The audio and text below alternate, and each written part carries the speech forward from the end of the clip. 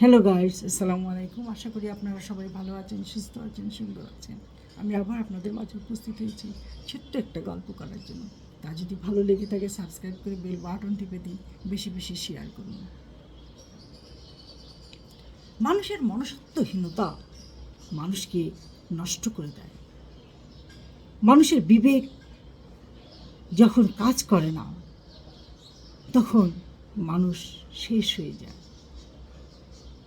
একটা মানুষ তার বিবেক, তার জ্ঞান, তার গরিমা সব কিছুই ঠিক রাখতে হয়।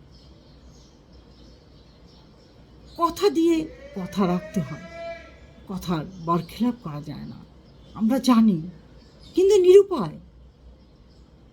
এই সমাজে বেশিরভাগ মানুষই ড্রাগে এডিক্টেড, পাগল।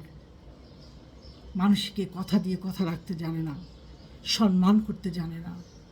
আজকাল রাস্তায় বেরোলে একটা ছোট ছেলে আপনাকে সালামও দিবে না, কারণ সেই ভদ্রতাটুকু, সেই সম্মানটুকু সে শিখে নাই।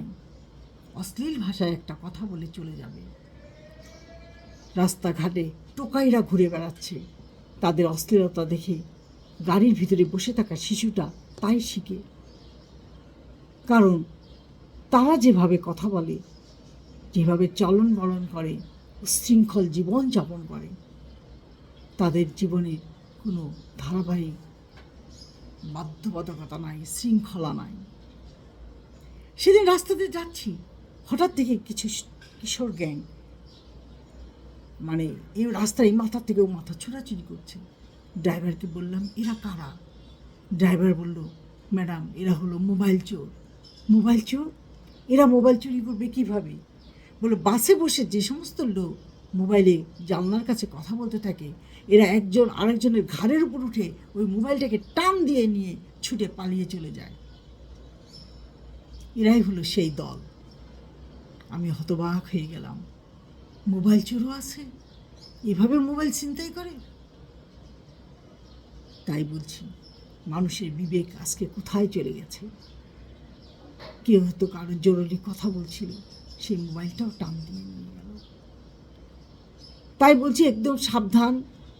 সব সময় জানলার কাছে বসলে মোবাইলটা জানলার দিকে কান দিয়ে শুনবেন না। মোবাইলটা এমনভাবে রাখবেন যেন জানলার কাছে ওঠা সেই চোর আপনার মোবাইলটাকে টান দিয়ে নিতে না পারে। সাবধানের তো মার নাই। এই সমস্ত ছেলে মেয়ে যারা করে বেড়াচ্ছে, তাদের তো বাবা মা নাই, তারা তো পথ শিশু। আর এই পথ শিশুরাই হলো এখন সর্বনাশের মূল। আজ এই পর্যন্ত। ভালো থাকেন, সুস্থ থাকেন। আল্লাহ হাফেজ।